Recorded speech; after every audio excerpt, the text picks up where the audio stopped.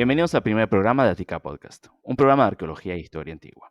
Mi nombre es Alejo Sánchez, y si bien con mi acento me delata, soy argentino, también soy arqueólogo de la Autoridad Nacional de Antigüedades de Israel. Ya que este es el primer programa, quisiera tomar unos momentos para explicar un poco de qué es este podcast y para qué lo he creado. Y bueno, la arqueología y la historia son dos disciplinas muy controvertidas. Están los que las recuerdan de mala manera de las clases de historia, de la escuela, y no les gusta. Les resulta muy aburrido, no quieren saber nada con el tema. Y por el otro lado están los que les apasiona todo este tipo de cosas. Con los años me tocó conocer mucha gente. Y muchas de estas me preguntaban sobre la historia de sus lugares de origen, de los cuales hay veces que sabía qué contestar y hay veces que no tuve respuestas. Cada vez que estos encuentros se hacían más y más, me empecé a dar cuenta que hay un gran público interesado en el tema, que hay una gran demanda, pero no hay quien le satisfaga esta necesidad clara. Si uso el ejemplo que tengo más cerca, que es el de Israel, todo lo excavado se comunica, se publica y sale a la prensa, pero la pregunta es cómo se hace eso. Por un lado, las publicaciones profesionales y científicas llegan a ser tan minuciosas y escritas de una forma tan académica y tan fría que tal vez no son muy agradables para el lector casual y muchas veces tampoco para el profesional.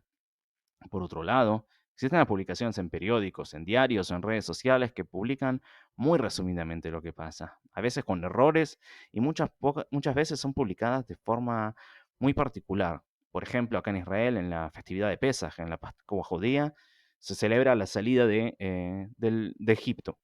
Y siempre de casualidad, llegando a esa época, se descubre algo que tenga que ver con Egipto. Lo mismo pasa con Hanukkah, que es la festividad de la victoria sobre los griegos, o qué casualidad, de repente se encuentra algo griego. Y yo creo que el público es más inteligente que eso y necesita que se lo trate con respeto. Por todas estas cosas decidí crear mi primer podcast. Lo hice en hebreo y hablo de arqueología del país y tengo un relativo éxito que me reconforta mucho, pero cuando vuelvo a mi casa sigo hablando con mis hijas en castellano, tomo mate, veo en internet cómo le fue a Racing el fin de semana y así que, ¿por qué no hacer el programa en español? En español hay tantos temas de lo que hablar, con tanta gente dispersa por todo el mundo con la que conversar y aprender de ella que es hasta irresponsable no hacer algo así. Así nace este podcast. En el programa voy a hablar con gente y con arqueólogos y arqueólogas de todas partes del mundo, de habla hispana. Vamos a conversar con los temas y los periodos más diversos y de todo el mundo, sin límites de fronteras, de distancias y de ninguna epidemia que se nos ponga en el medio. Hoy para comenzar tengo el honor de presentar a Noé Conejo Delgado, de la Università degli Studi di Padova, o la Universidad de Padua, experto en numismática, para hablar de unos temas más apasionantes que, por lo menos para mi entender, que es la moneda antigua. Hola, Noé, bienvenido. Buenos días, bienvenido. Muchas gracias. Bien hallado. Gracias por participar y digo que es uno de los temas que son más apasionantes porque es uno de los temas que más me interesan a mí mismo y me encantaría algún día ser realmente experto de ese tema. Y como dijimos, es la numismática, que es una forma muy rebuscada de decir que es el estudio de las monedas y la economía antigua. Corregime si me equivoco. No, no, es cierto. La numismática es este nombre tan técnico, pero que en realidad es un nombre muy antiguo. Viene del griego, numisma, que significa moneda. Y los que nos dedicamos a este campo no solo estudiamos la moneda en sí, sino todos los ambientes relacionados con ella. Es decir, tanto su ley, su peso, su circulación, pero también su iconografía, su arte, quién acuña la moneda, cómo se gestiona la moneda y qué impacto tiene la moneda en la sociedad. Por tanto, un numísmata, que son los que se dedican a la numismática, estudian desde las primeras monedas que existen en el mundo, vinculadas al mundo mediterráneo en el siglo VII a.C., pero también muy ligados al mundo de la antropología, ¿no? Los que estudian la moneda, por ejemplo, en otras culturas que no tienen nada que ver con la moneda que hoy entendemos como un fragmento de metal acuñado, sino que pueden ser conchas, pueden ser otros elementos que puedan tener un valor para una sociedad, o también los que estudian la moneda a través del arte, o incluso qué impacto tiene en los comportamientos sociales, ¿no? Como a través de la moneda nosotros podemos ver cómo hay individuos que junto a la moneda y el consumo pues intentan, ¿cómo decirlo?, mostrar un estatus social diferente al que tienen, ¿no? Por tanto, vemos que la numismática es un campo muy amplio, al ser una ciencia que apoya directamente a la historia y que es una herramienta fundamental para conocer la sociedad, ¿no? Porque la moneda forma parte de la sociedad, como hoy en día, ¿no? Estamos ligados a una sociedad monetaria y, por tanto, pues es una manera directa de conocer a los individuos. Y ya con esta breve introducción, ya has soltado tantas preguntas, no sé, habré contado unas 15, 16, 17 cosas de las que se pueden hablar y pensar, que relativamente no sé cuánta gente al día a día va y lleva monedas y cambio en el bolsillo y realmente se pone a pensar qué es lo que tenemos a diario a mano, lo que representan y quién lo hace.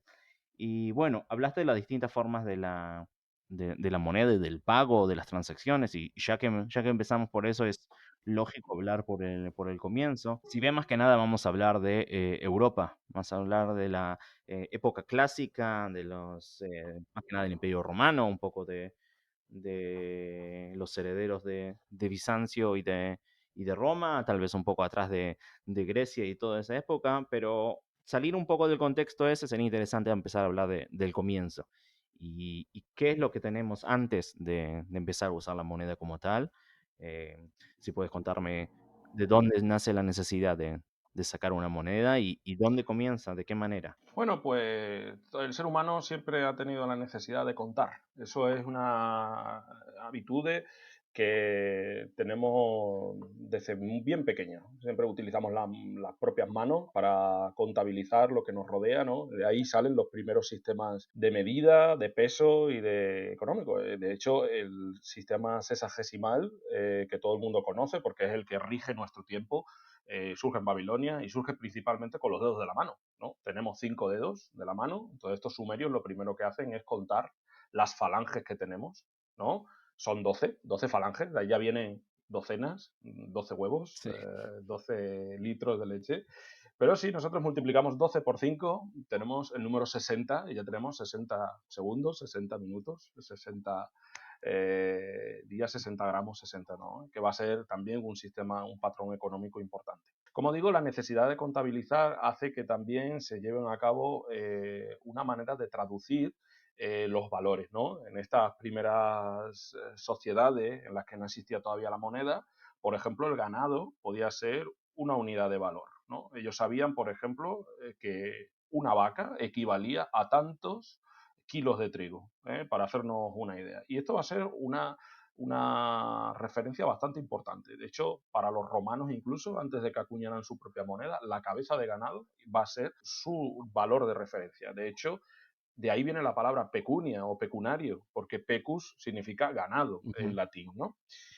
Con el paso del tiempo va a haber en los distintos reinos independientes que empiezan a surgir en la zona del Próximo Oriente, en la zona también de la actual Turquía, va a haber la necesidad de que estas transacciones, pues evidentemente son mucho más amplias.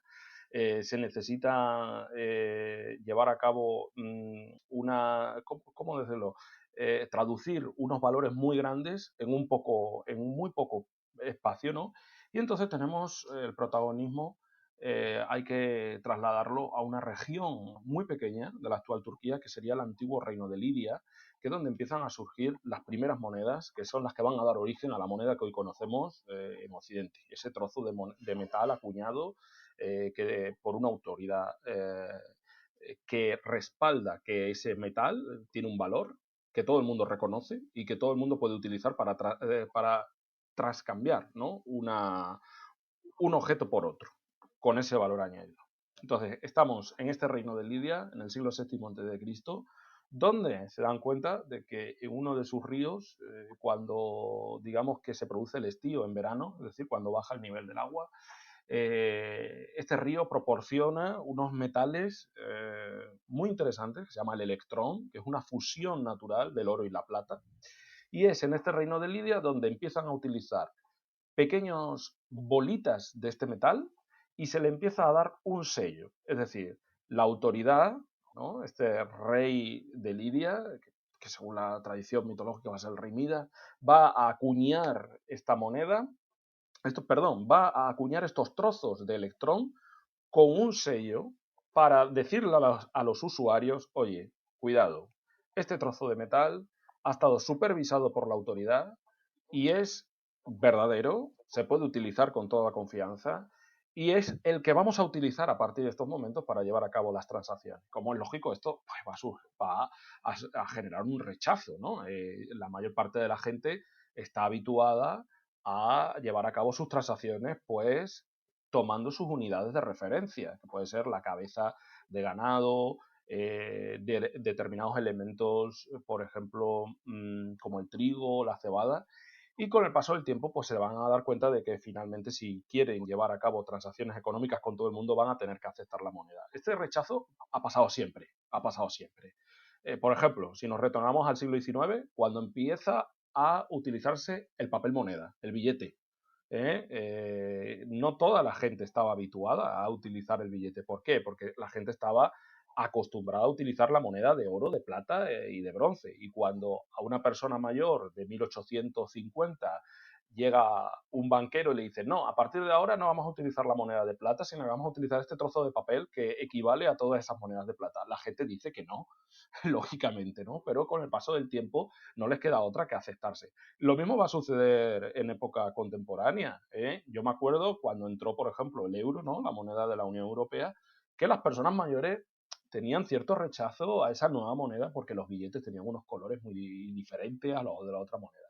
Y esto va a ser muy interesante porque al final la gente acepta la nueva moneda, que es la moneda que se utiliza en las transacciones, la moneda real, la moneda que circula, y van a quedar la moneda antigua como moneda de cuenta. Y esto es muy interesante porque en la antigüedad se va a utilizar también. La moneda de cuenta es una moneda que ya no existe, que no tiene materialidad, pero que se toma de referencia para saber si las transacciones que estamos utilizando con la moneda real, la moneda que tocamos, están bien o están mal. Por ejemplo, en España, lo pongo de ejemplo y seguramente cualquier persona que me esté escuchando que hayan cambiado la moneda hace unos 20 o 30 años, van a entender este ejemplo perfectamente. Nosotros en España tenemos el euro, como todos los países de la mayor parte de los países de la Unión Europea, y yo voy a comprar y me gasto 30 euros cuando voy a comprar en el supermercado y sé perfectamente lo que equivale. Pero si una persona mayor estamos hablando de más de 50 años, va a comprar y se gasta 30 euros, acepta que son 30 euros. Pero si tiene que comprar una casa, que son 80.000, 90.000, 100.000 euros, tiene que hacer el cambio a la moneda antigua para saber si está haciendo una buena transacción. A ver, no todo el mundo, ¿no? Pero la mayor parte de las personas tienen que recurrir a esta operación. Es decir, estamos hablando de una casa que vale 80.000 euros y hasta que no saben que son 14 millones de las antiguas pesetas, no saben, vale, pues sí, estoy haciendo un buen negocio. ¿Por qué? Porque tenemos esa necesidad de estar haciendo esos cálculos continuamente, que en época antigua eran así, o peor, porque nosotros ahora tenemos unas divisas bien definidas, pero en época antigua se establecían los precios de una manera así o asado. Y claro, también existían esas preferencias por utilizar una moneda u otra, como sucede hoy. Claro. ¿No?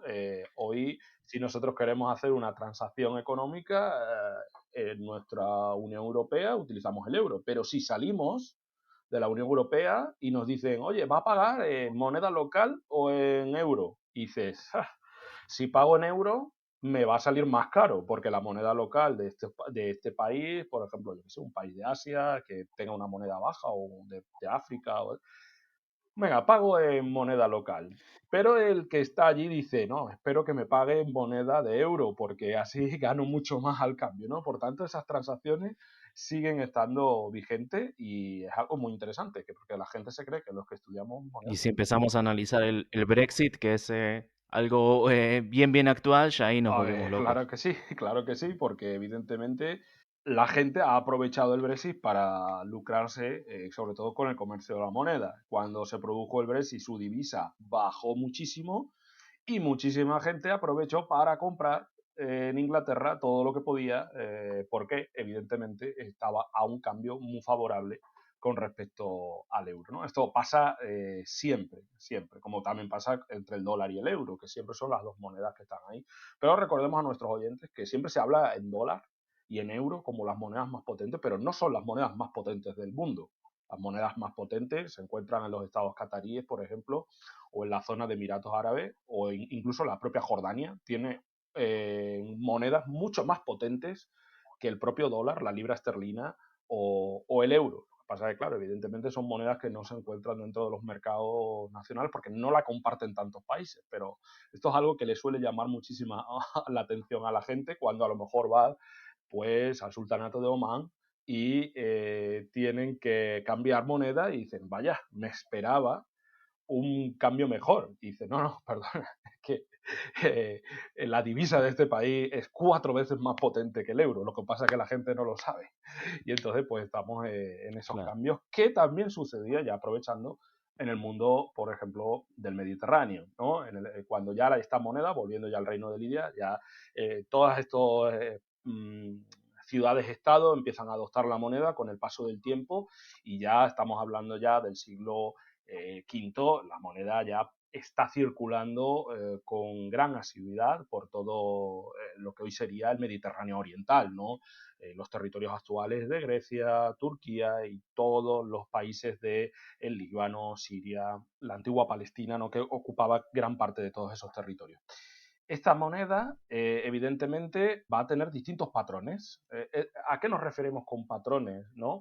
Pues que pesaban diferente según quien la acuñaba y tenían una cantidad de plata diferente. Entonces, vamos a tener que los usuarios van a saber elegir con qué moneda quieren llevar a cabo sus transacciones. No es lo mismo, por ejemplo, solicitar los pagos en dracmas atenienses, que era el, digamos, el patrón monetario con mayor pureza de plata, que, por ejemplo, solicitarlos con otras ciudades, ¿no? De ahí que en esta época, igual que va a pasar mucho tiempo después, los cambistas van a tener un peso muy importante y se van a lucrar, curiosamente, en todas estas transacciones, de una manera bestial, claro, porque recordemos que el dios Hermes y también por su traslación Mercurio en época romana, no solo era el dios protector de los caminos, era el mensajero de los dioses y era el dios de los banqueros y el dios de la moneda, era también el dios de los ladrones. Entonces, curiosamente siempre se ha relacionado esto, ¿no? El que maneja la moneda es el que maneja también todo tipo de circuitos, ¿no? Por tanto, es una cosa, desde mi punto de vista, muy interesante, porque hoy en día sigue estando muy relacionada, ¿no? Cuando vamos al banco, que es solo donde se encuentra la moneda, siempre la gente sale y dice, aquí me están engañando, ¿no? ¿Cómo es posible esto? Sí, sí, yo justo estaba pensando, el que acuña la moneda es el que me está robando, me suena de algún lado. No sé dónde viene. Evidentemente, también esto pues trae para mucho, ¿no? Hay un montón de historias que hablan de la propia falsificación de la moneda, porque la gente se cree que la moneda pues se falsifica hoy o muy influenciados por alguna serie como por ejemplo La Casa de Papel, ¿no? Que se creen, pero no, perdón. La moneda se lleva Claro. falsificando desde el día que se acuñó por primera vez, ¿no? Y de hecho, Roma tenía un sistema ya, digamos que un cuerpo de funcionarios dedicados exclusivamente a esto, ¿no? Van a ser los triumviri monetales, que digamos que sería una de las primeras magistraturas del cursus honorum, que son estos magistrados que se dedican a supervisar la acuñación de moneda, pero que tenían todas sus herramientas para saber si esa moneda, saber identificar una moneda en circulación si era falsa, ¿no? Que era muy fácil. Simplemente se hacía una moneda en bronce y luego se bañaba en plata o en oro y claro, ellos tenían unos punzones, punzaban la moneda de un golpe y el alma se vería en el interior si es de plata o si es de bronce. Entonces muchas veces nos aparecen en las excavaciones monedas que han sido desechadas y que tienen esas marcas de estrellas que ven que en el interior evidentemente es una moneda falsa, falsa de época. Por tanto vemos que no ha cambiado. Claro, claro que sí, y perdóname decir esto, ha cambiado un poco. Ahora mismo hay alguien que se dedica a falsificar moneda, va a la cárcel, en época antigua te cortaban la cabeza, o sea, era pena capital, la situación era muy diferente. Sí, sí. Pero aún así es muy interesante hablar de este tipo de funciones y de gente que su trabajo es ver que la moneda y el cambio que sea legal y que sea como el Estado lo pide, ya que cuando hablamos y estudiamos, por ejemplo, de la historia del Imperio Romano, siempre hablamos de las batallas, las derrotas, las expansiones y estos tipos de vida de personas que hacen el día a día de la civilización en sí, que al final de cuentas, de eso es lo que estamos hablando, no lo tocamos demasiado. Ahora, has hablado de la moneda ateniense, que es la que más plata tiene, y de los distintos pesos y denominaciones que tienen las monedas, y me gustaría si podemos ya antes de meternos realmente en eso, hablar de qué es lo que compone una moneda, tanto como qué materiales se usan, la diferencia que pueden llegar a tener en peso. Obviamente, hablando en líneas generales, ya que cada época y cada persona que hace una moneda le pone su valor, pero aún así podemos hablar a líneas generales qué es lo que la componen y cómo se lee y qué partes tiene una Claro que moneda. sí. Bueno, pues una moneda prácticamente, para que un individuo pueda reconocer una moneda, tanto actual como de época antigua, normalmente suele estar acuñada en un metal socialmente reconocido y aceptado, es decir, que tiene un valor. Hoy no podemos compararnos porque la moneda que nosotros utilizamos en cualquier país del mundo actual es una moneda de carácter fiduciario. ¿Qué quiere decir esto? Que la moneda no está acuñada en un metal que corresponda al valor de esa moneda. Es decir, nosotros lo que tenemos es un metal o una aleación de metales que representan el valor de esa moneda que está contenido en el Banco Nacional de cada país. En época antigua lo que se acuñaba eran monedas de bronce, la mayor parte, que sería como, digamos, la moneda de uso cotidiano, moneda de plata y moneda de oro. Son los tres metales que por excelencia se utilizan para su acuñación. No siempre igual, porque en Grecia, por ejemplo, estamos hablando de los dracmas atenienses, siempre se acuñaba en plata, que va a ser la moneda de referencia. Muy escasamente se acuñó en oro y el bronce va a empezarse a acuñar más en la zona griega de la península italiana que en esa zona de lo que sería ¿no? La Hélade, ¿no? Donde se encuentra Atenas. Claro, Entonces, volvemos ya a lo que es la moneda en sí. Suele ser un trozo de metal acuñado por una autoridad por todo el mundo aceptada y reconocida. Por eso la moneda suele tener los sellos de la autoridad y presenta una leyenda que es una inscripción que normalmente hace referencia a esta autoridad. Ahora bien, si nuestro radio oyentes, por así decirlo, no sé cómo se dice, los de los podcast oyentes, no, no sé, radio oyentes, ¿no? Por así decirlo, oyentes, oyentes, piensan que, por ejemplo, nosotros normalmente solemos tener monedas con la representación del jefe del Estado, ¿no? Que suele ser, pero no siempre, también suele ser alegorías del Estado. Pues digamos que en época antigua, sobre todo en esta época que estamos hablando de Grecia, la moneda estaba reservada a la divinidad, porque era gracias a la divinidad por la que se acuñaba la moneda. Según los atenienses, fue, bueno, Atenea, que es la diosa protectora de Atenas, la que enseñó a los atenienses dónde se encontraban las minas de Laurión, que era donde procedía la mayor plata con la que se acuñaban estas monedas y por tanto era la diosa protectora de la ciudad. La moneda era un elemento sagrado y por tanto era el lugar destinado a estas representaciones. Y por tanto va a ser el símbolo de la autoridad, es decir, ojo, la autoridad acuña esta moneda, pero es una autoridad que está influenciada por la divinidad, ¿no? Por tanto, es la moneda la que porta estos elementos. ¿Qué leyenda portaban estas monedas atenienses, por así decirlo, que es como la referencia? Pues va a tener siempre las iniciales de la ciudad de Atenas, ¿no? Para saber de dónde procede la moneda. Y claro. esto se traslada a cualquier época. En la mayor parte de las monedas, por ejemplo, las posteriores de época romana o de época bizantina, lo primero que van a tener va a ser una representación de la autoridad, que va a ser el emperador, quien aparezca, con su titulatura, con su inscripción que da a entender quién es el que manda a acuñar la moneda. Normalmente esta parte se suele representar en el anverso, que sería como la cara de la moneda, ¿no? Siempre, de ahí el nombre de cara. Y luego la Ujú. cruz, que está redestinado al reverso. El reverso ya es muy variopinto. En estas épocas clásicas, sobre todo si nos trasladamos a época griega, el reverso solía estar destinado a, digamos, a representar emblemas de las ciudades. Las ciudades en época griega podían estar relacionadas con un animal de carácter mitológico o no, o con un elemento que los definiera. Así, por ejemplo, Atenas va a estar representada siempre, pues ¿con qué? Pues con la lechuza, que va a ser el símbolo de Atenea, pero también con el olivo, porque recordemos que en esa lucha entre Atenea y Poseidón por quién iba a ser el dios protector de la ciudad, Atenea le regaló a los atenienses el olivo, y por eso va a ser también un elemento definitorio, no solo de su identidad, sino también de su economía. Sí.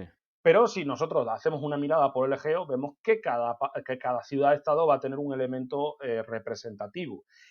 Corinto, por ejemplo, Pegaso, Éfeso, la abeja. ¿Por qué? Porque eran grandes productores de miel.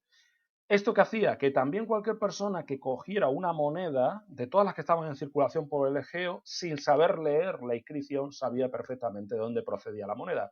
Y esto lo relacionaba directamente con los patrones monetarios. Es decir, no me interesa esta moneda, yo quiero la de la lechuza, que es la que más valor tiene de todas, ¿no?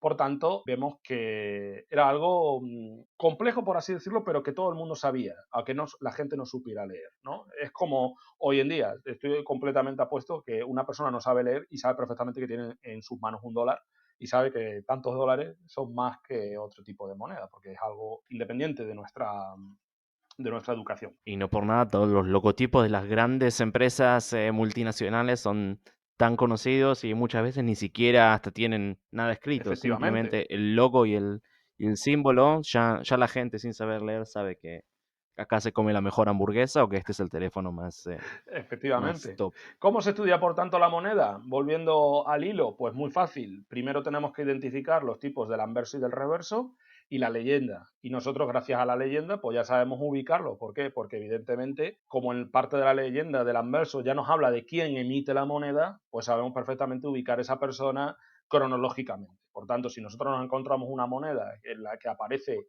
en su anverso un título de Augusto, ya sabemos que va a ser uno de los primeros, el primer emperador de Roma. Por tanto, sabemos situarla en el siglo I, por así decirlo, ¿no? Y el reverso igual. Tenemos Claro, a lo largo de los últimos 150 años, la primera obsesión de los numismatas ha sido la creación de grandes catálogos o corpus donde se recojan todas las monedas que se han acuñado por épocas y buscarle una interpretación a todos los reversos, ¿no? Entonces, gracias a eso, pues sabemos ubicar cronoespacialmente todas las monedas. Ojo, hay veces que en excavaciones suelen aparecer monedas que todavía no se conocen, son monedas inéditas, y entonces pues se genera un estudio, sobre todo estilístico, se comparan los pesos, para saberla ubicar cronológicamente, por ejemplo, dentro del reinado de un emperador, porque tenemos emperadores que gobiernan 2 años, pero hay emperadores que gobiernan hasta 30, por tanto hay que saberlo ubicar cronológicamente. Entonces, digamos que es un trabajo que sigue siendo entretenido, no es algo que diga, bueno, ya se han descubierto todo, ¿no? Como la arqueología, en cualquier momento puede cambiar todo y puede generar un cambio de teoría fácilmente. y hay también personajes tan importantes y tan llamativos que aún después de morir, aún después de haber terminado su mandato, siguen sacando monedas y aprovechando la imagen de esta persona, como por ejemplo Alejandro Magno o el mismo Augusto o Julio César, que Efectivamente. muchos han hecho uso de su imagen. Sí, porque tenemos que tener en cuenta de que cualquier persona que apareciera representada en la moneda tenía un carácter divino. Entonces, es una manera de hacerle un homenaje a este tipo de personas. En época romana está muy bien definido porque la mayor parte de los emperadores van a ser divinizados. Entonces, una manera de honrar a las personas que nos han precedido, ¿no? La mayor parte, por ejemplo, Tiberio, cuando ya Augusto ha muerto, que lo sucede, evidentemente, él va a acuñar monedas a nombre de Augusto, ¿no? Conmemorando al propio Augusto.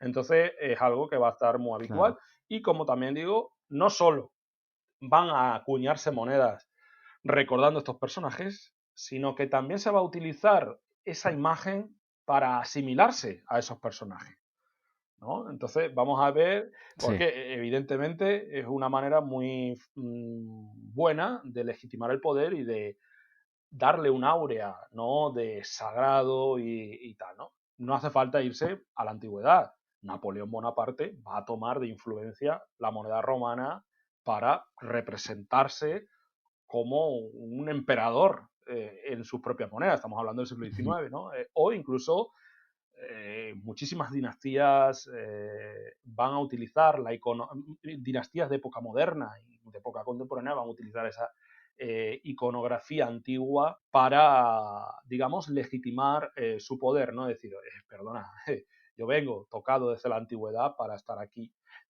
con este tipo de iconografía que en cierta medida, como acabo de decir, sacralizan la imagen del líder, ¿no? Es algo muy frecuente en la iconografía contemporánea. Sí. Quiero seguir en base a lo que comentaste de la divinidad de los emperadores y no tanto seguir esa línea, sino ir un poco atrás, porque al decir solamente esa frase ya has marcado algo realmente interesante y también tiene que ver con la diferencia que por lo menos nosotros los arqueólogos y historiadores hacemos del Imperio Romano, de dividirlo en república e imperio, y son dos épocas que se pueden diferenciar. Y si hablamos del comienzo, que es la República Romana, ¿qué tipo de monedas hay? ¿Qué contextos tienen? Si tienen alguna particularidad que se puedan llegar a... Bueno, pues es muy curioso porque la República acuña moneda mucho tiempo después de haber sido fundada, ¿eh? Y va a ser gracias a la influencia principalmente de las colonias griegas que se sitúan en el sur de Italia, ¿eh? Las primeras monedas, Sí, de hecho, que van a acuñar esta República Romana, por así decirlo, va a ser un tetradracma, es decir, un múltiplo del dracma completamente influenciado por los pesos y por la iconografía de las colonias griegas que se encuentran allí. De hecho, las primeras monedas, por así decirlo, en plata que se acuñan por la autoridad republicana datan del 268 a.C. aproximadamente. Y vamos a hablar de monedas que presentan en su anverso la figura de Heracles, que va a ser el Hércules, ¿no? sí, Romano, una figura muy griega, y luego en su reverso ya un elemento muy definitorio de esta cultura romana, que es la loba capitolina con Rómulo y Remo, ¿no? Y de hecho, claro, estamos hablando de estas primeras monedas que van a surgir, fijaros, una cosa muy interesante, en contexto de necesidad, porque, bueno, hay que retrotraerse un poco, las primeras monedas que se acuñan en la península italiana son del siglo VI. Estamos hablando de todas las colonias griegas que componen lo que se denomina la Magna Grecia, es decir, todas las ciudades griegas que están situadas en lo que hoy es Sicilia y la bota, por así decirlo, de esta península italiana, ¿no? Entonces, claro, todas las comunidades que no se encontraban dentro de esta cultura griega, que está cerca de estas entidades, se dan cuenta de que si quieren llevar a cabo intercambios comerciales, tienen que adaptarse a la moneda. Y las primeras monedas que se pueden, digamos, asociar al mundo romano no tienen nada que ver con lo que es una moneda hoy en día. Las primeras monedas que se acuñan son aes rudes, que son grandes tortas de bronce de 250 o 500 gramos de peso, que evidentemente no tienen nada que ver. ¿Por qué? Porque estamos hablando todavía de ese comercio del don o ese comercio del trueque, ¿no? Es decir, a mí me interesan caballos, yo te cambio todo este sí, bloque de bronce porque utilizarás con él para hacer armas o utilizarás todo, ¿no? Claro, con el paso del tiempo estos romanos, ¿no? Bueno, romanos por así decirlo así, se dan cuenta de que evidentemente eso es muy difícil de calcular y de, digamos, transportar, y ya empiezan a, digamos, fundir ese bronce en lingotes, es lo que va a denominarse el asignatus. Signatus porque va a estar sellado. claro, ¿Con qué? Pues con esos elementos de la cultura premonetaria que ellos tienen. Cabezas de ganado, de ahí viene que sea un valor pecunario, es decir, porque es un valor que se liga directamente con su premoneda, las cabezas de ganado o también gallos de corral, porque son, digamos que, los elementos que ellos utilizaban para contar, saber si estaban haciendo una buena transacción.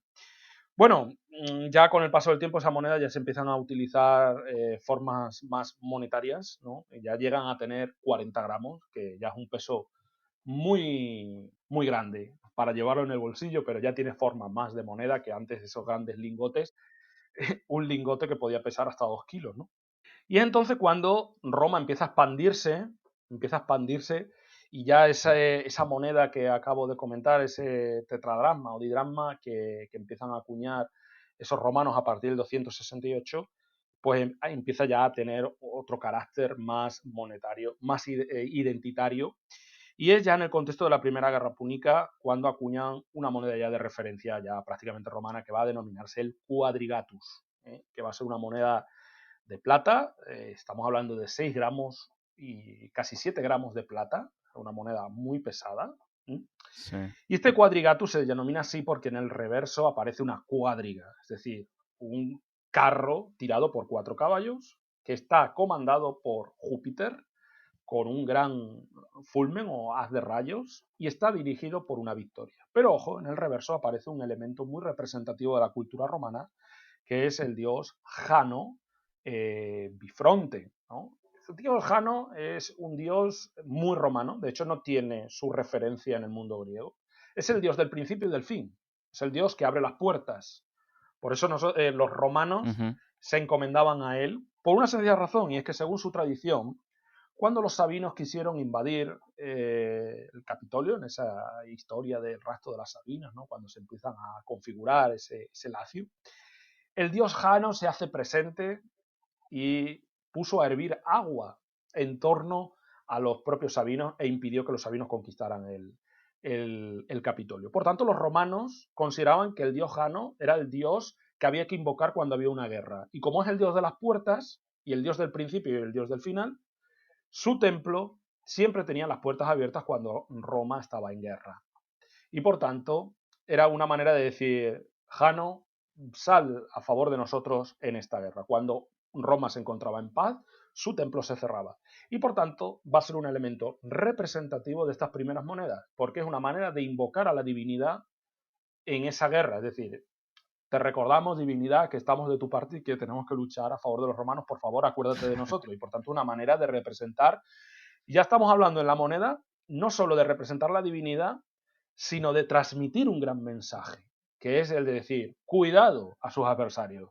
Nosotros tenemos de nuestra parte al dios Jano y os recordamos lo que hizo con los sabinos. Cuidadito con lo que estáis haciendo. Claro, evidentemente, este quadrigatus pues va a tener un peso muy importante porque con él se va a estar pagando a tropas. Y en el contexto de la Segunda Guerra Púnica, los romanos se dan cuenta de que ya con la plata no se puede hacer tanto como se hizo en la primera guerra, y deciden acuñar ya también moneda de oro, una moneda de oro que va a ser destinada principalmente a pagar las tropas, que va a tener otra vez a Jano en el anverso y, ojo, en el reverso, 3 soldados prestando juramento militar. Una idea muy grande a todos los que llegaran la moneda de decir, esta guerra es de todos estáis llamados a la guerra y todos tenéis que estar prestando juramento, ¿no? Evidentemente, los romanos para esto han sido unos máquinas de transmitir mensajes a la moneda, porque, claro, en un contexto donde no tenían internet, no tenían periódicos, no tenían correo como nosotros, la moneda se aseguraba de que llegara a todos los usuarios. Y era una manera de demostrar a todos el mensaje que Roma quería trasladar. No solo a sus usuarios, a los propios romanos, sino también a sus adversarios, porque la moneda llegaba a todos los lugares y toda la gente podía conseguir una moneda. Y imagina a esos pobres cartagineses recibiendo la moneda, llegando a una moneda romana con esas victorias, diciendo, madre mía, lo que nos espera aquí va a ser esto una hecatombe, ¿no? Y finalmente fue así, ¿no? Porque Roma se impone a Cartago de una manera muy bestia. Y es en el contexto de esta Segunda Guerra Púnica, en mediados de la Segunda Guerra Púnica, cuando ya ellos se dan cuenta, evidentemente, el gasto militar es muy grande, esos quadrigatum son muy pesados y ya crean una nueva moneda que va a ser el origen de la palabra dinero, el denario. Es a partir del 212, cuando crean la moneda de plata de referencia. El denario, que va a ser una moneda mucho más pequeña, y ojo, aquí tenemos otro elemento iconográfico muy importante, con un gran carácter propagandístico. Tenemos en el anverso nada más y nada menos que a Roma personificada como una diosa guerrera, con un casco alado, que ya está hablando del carácter belicoso de su pueblo. Y en el reverso, nada más y nada menos que a los Dioscuros. Los Dioscuros. Dos divinidades que no pueden pasarnos desapercibidas. Los Dioscuros, denominados según la tradición romana como Castus y Polus, tenían su referencia en Grecia, ¿no? Eran dos héroes mellizos, hijos nada más y nada menos que de Leda y de Zeus. Eran hermanos de Helena de Troya, que en griego reciben el nombre de Polideuces y Polideuco, pero que en la tradición romana tienen un gran peso. ¿Por qué? Porque según todas estas ideales republicanos, los dioscuros se presentaron nada más y nada menos que en la batalla del lago Religio, una batalla muy importante, fue decisiva para la expansión de la República por el territorio central de Italia, una batalla que se sitúa en torno al 498 y 496 a.C., según las fuentes, y en esta batalla del lago Religio, los dioscuros se presentan a favor de la República y nada más y nada menos que se convierten en los comandantes de las tropas republicanas. Y gracias a ello, la República gana, la República se expande y, evidentemente, según la tradición, sus caballos, estos caballos divinos, van a beber agua de un estanque que hay en el Foro de Roma, y es en ese momento cuando los dioscuros se presentan al pueblo romano y le dicen, finalmente, la República, la cosa pública, ha ganado la batalla del lago Religio. Por eso que se decide construir en el propio Foro de Roma un templo dedicado a estas dos divinidades, estos dos gemelos. Y por eso los romanos, en el 212, deciden incorporarlo, o sea, 400 años después, no, perdón, 200 años y pico después de esa batalla, en el 212, antes de Cristo, deciden incorporarlo en su moneda. ¿Para qué? Para que invocarlos otra vez y que sean ellos los que comanden las tropas en el contexto de la Segunda Guerra Púnica. Estamos hablando de un mensaje, de una gran carga, para que los pobres cartagineses, cuando vieran la moneda, dijeron, madre mía, que al final acabamos peores que los vencidos del lago Remigio, porque esto es así. Entonces estamos hablando de que la moneda tiene ese valor propagandístico de mucho calado. Es tremendamente interesante y la verdad no conozco esa moneda, me encantaría que me mostrases una foto más tarde fuera del aire. Y bueno, no soy nada inteligente repasándolo, pero según lo que nos comentabas hasta este momento, es realmente algo extraordinario que, bueno, hablábamos de Júpiter sobre el Cuadriga y Júpiter puede ser tanto Zeus como Melca, no, Melca era Heracles, pero cada sociedad politeísta de la zona tenía su dios y su asimilación a este, pero el momento en el que la personificación es de Roma, ya no hay forma de confundirse o de cambiar el mensaje, ya es un mensaje bien claro de forma mundial, no solamente a los cartagineses que están enfrente, también para el fenicio que recibe el cambio de moneda por una compra en el Líbano o el griego que está visitando Roma. Es una forma de pensar muy avanzada y muy Claro, inteligente, ¿no? evidentemente, porque cualquier persona, Roma con esta moneda lo que quería es que cualquier usuario que recibiera una moneda recibiera también una advertencia, es decir, cuidado, que lo que le está pasando a los cartagineses te puede pasar a ti si me estás tocando las narices. Y es lo que va a pasar Sí, siempre en Roma. La verdad que todo el aparato propagandístico, de hecho, la palabra propaganda es una traducción directa de, bueno, no es una traducción, es un acopio directo del latín, ¿no? Es decir, el envío del mensaje. Estamos hablando de que ellos van a crear un cuerpo de mensajes de gran calado que va a condicionar toda la tradición imperial, ¿no? Después de que se produzca el fin de la República y tal, pero que, como acabo de comentar, va a ser impulsado luego por otras autoridades muchísimo tiempo después. Porque según estos ideales republicanos, que van a tener su traslación en la moneda fácilmente, ahora si quiere podemos tratar otros temas parecidos, va a ser utilizado por otras autoridades, como acabo de decir, no solo por los emperadores, sino también por esos grandes militares o grandes caudillos que van a surgir en el siglo XIX y siglo XX, que van a tomar estos ideales romanos Claro, para su propaganda. Tenemos que tener referencia, por ejemplo, a Benito Mussolini, que era denominado el Duce, el Dux, el Dus, el conductor. Tenemos que tener en cuenta que la palabra Dux, que va a venir, es la que va a generar después la palabra el duque, viene del verbo latino ducere, que significa conducir, es decir, es el conductor de la patria. Adquiere, ha tomado prestado, ha hecho un préstamo directamente de la época romana, donde evidentemente ven esa importancia, ¿no? Claro, cuando ya se produce, digamos, por así decirlo, la tranquilidad en Roma, es decir, después de la Segunda Guerra Púnica, Roma nunca va a estar tranquila porque siempre va a estar en guerra, prácticamente siempre va a tener algún conflicto, ¿no? Salvo en el periodo ya que vamos a hablar de la Pax Romana, pero ya posteriormente en época de Augusto, y algún periodo por ahí también perdido del siglo segundo, pero siempre va a haber algún que otro conflicto. Retomando, al siglo después de la Segunda Guerra Púnica, vamos a ver que, claro, ya se empieza a acuñar muchísimos denarios, los acuñan principalmente los cónsules, y estos cónsules van a seguir utilizando la moneda como vehículo para transmitir mensajes. No solo ya del carácter belicoso de Roma, sino mensajes propios, ¿no?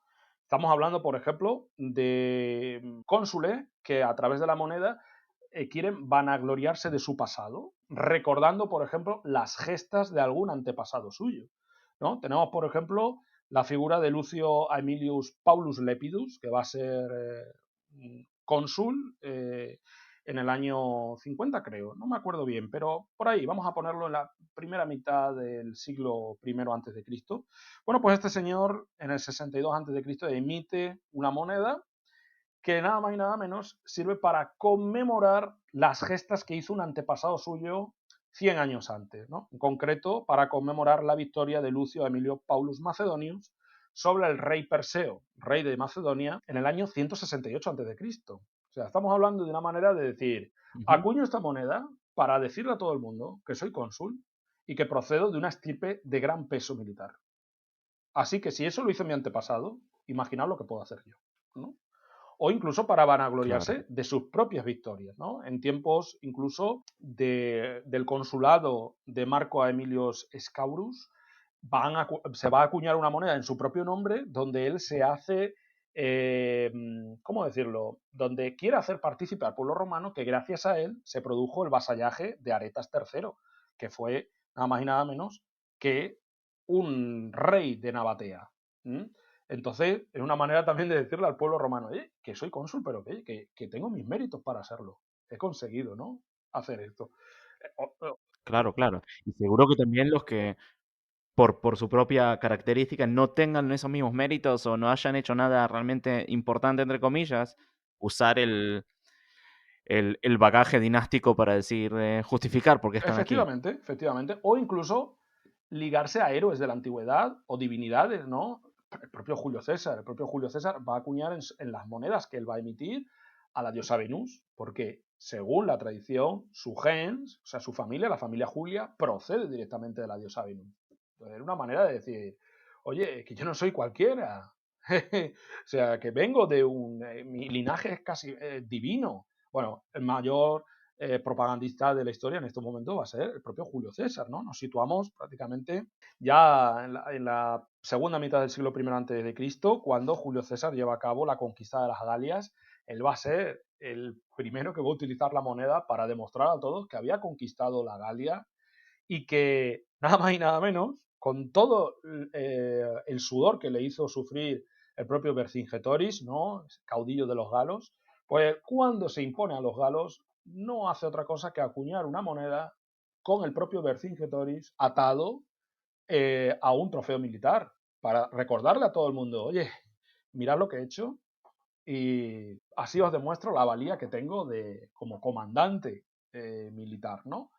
Hoy, Sí, fui yo el que trajo esto. efectivamente. Bueno, ya saben, los oyentes que conozcan la obra de Julio César lo van a saber, que él, pues evidentemente va a tener una retórica muy, ¿cómo decirlo?, narcisista, ¿no? Muy fácil de verlo cuando se produce, bueno, cuando habla en la guerra de las Galias, cuando se produce la derrota de sus tropas, él no dice nunca me derrotaron, él dice siempre los de César perdieron.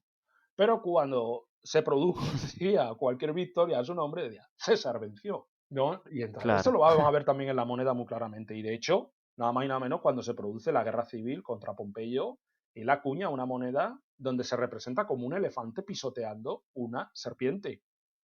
O sea, estamos hablando de un animal de un gran poder, como era en la antigüedad. Los romanos le tenían mucho miedo a los elefantes después de lo que había pasado con Aníbal. Y evidentemente claro. que él se represente en las monedas un elefante es una advertencia a Pompeyo para decirle, mi maquinaria militar no es la tuya. Mi maquinaria militar te va a aplastar.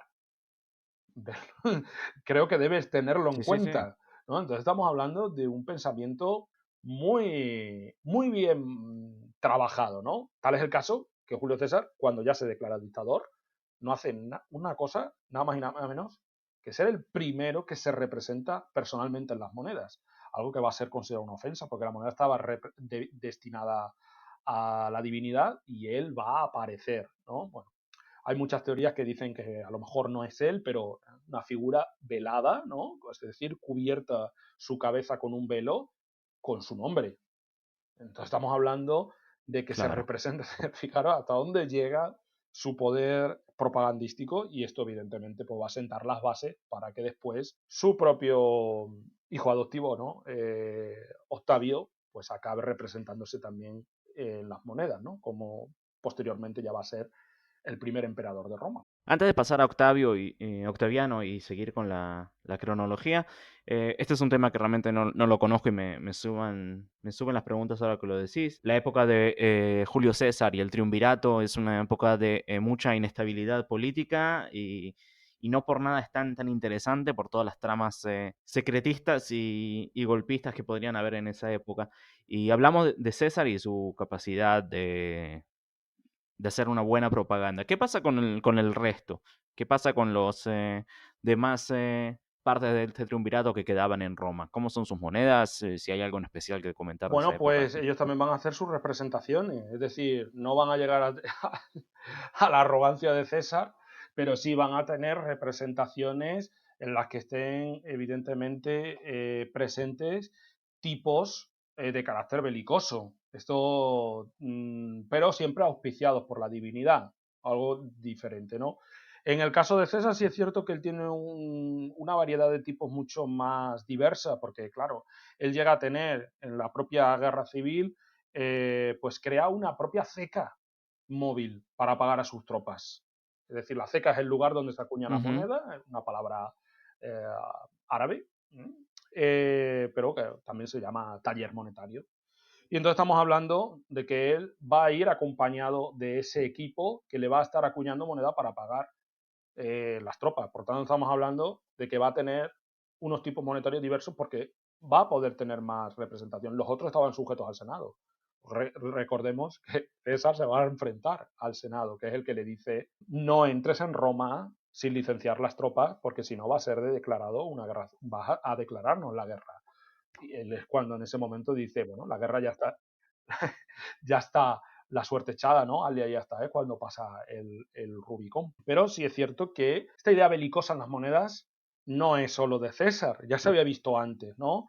Si nos trasladamos unos 40 años antes de esa guerra civil, estamos hablando de los años 80 antes de Cristo, cuando se produce la guerra de los aliados, es una guerra muy famosa en Roma, cuando los aliados que habían luchado anteriormente con la República Romana ven que la República no les reconoce la ciudadanía, pues estos aliados, estamos hablando nada menos que de los samnitas, acuñan una moneda muy interesante, luego te la envío, donde vemos a los samnitas representados en un toro, embistiendo nada más y nada menos que a la loba de Roma, para demostrar Ok. que ellos no estaban de acuerdo con nada de la República, ¿no? Finalmente la República se iba a imponer a ellos, pero oye, fue un juego dialéctico muy interesante. Está escrito en la lengua de los samnitas, en osco, que es una lengua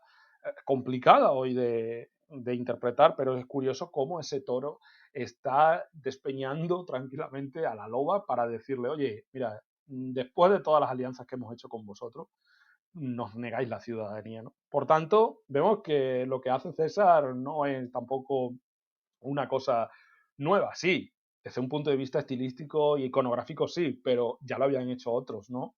Y por tanto, estamos hablando de que hay un gran bagaje iconográfico que no pasa desapercibido a todos. Cualquier detalle, por pequeño que sea, importa, y más en una moneda, ¿no? Es muy interesante pensar bien quién es el que se sentó a diseñar y pensar realmente bien qué es lo que tiene que significar cada pedazo de la moneda. es un trabajo de por sí. Precisamente, seguramente los que diseñaban la moneda eran diferentes a que los tallaban, ¿no? Los entalladores, que seguramente eran personas completamente miopes, porque tenían que hacer el cuño del revés, ¿no? Esto es una cosa que la gente tiene que saber, ¿no?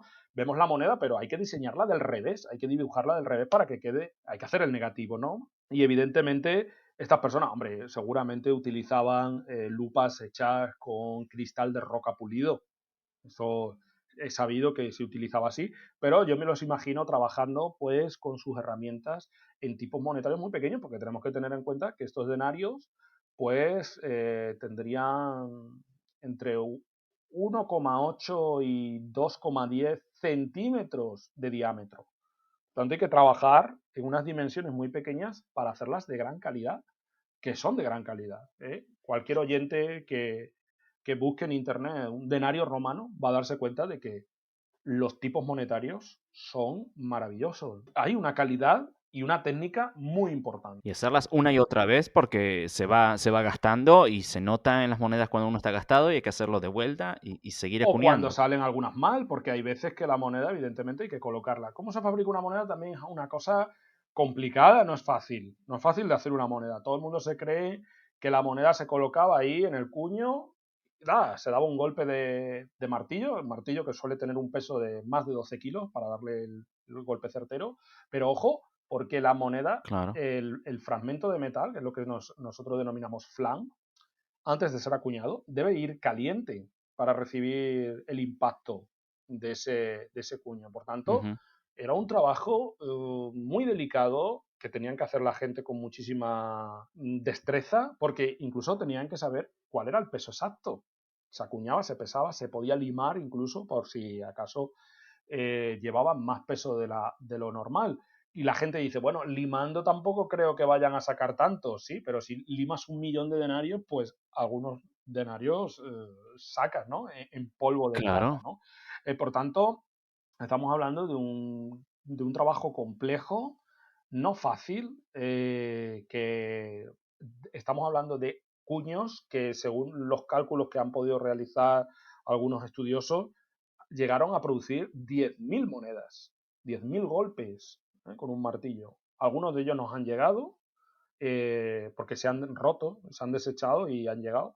Otros se reutilizaban.